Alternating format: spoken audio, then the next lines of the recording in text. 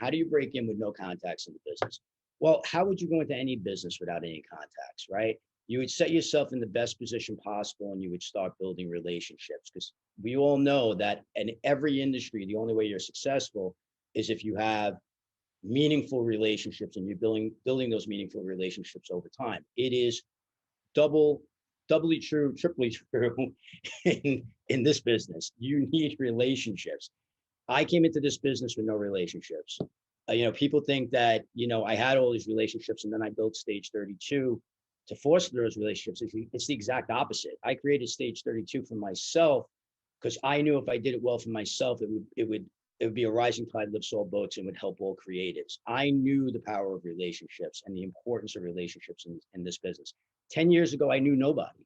I mean, really, seriously, I barely knew anyone in this business. I had a few friends in the business, and they didn't look at me as a creative. I was coming off publishing and editing a national magazine. So they didn't look at me as a producer or a writer. They do today. And why is that the case? Because, I put in the time on relationships and I still do every single day. So, people think that there's shortcuts. There aren't shortcuts. There are two paths to shortening your path to success or the road to success. And one of them is building those relationships and putting in the time to do so every single day. And the way that you do it is by bringing value to other people. Always ask yourself, what is the value I'm bringing to this interaction, not the value I want from the other person? That's the first thing.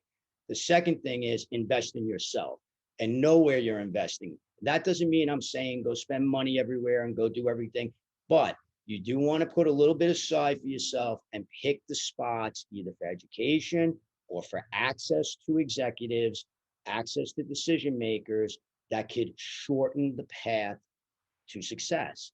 That's the road I took, and it's been enormously successful for me. I could tell you that we have had tens of thousands of success stories on Stage 32 in our 10-year history, 10 years plus now.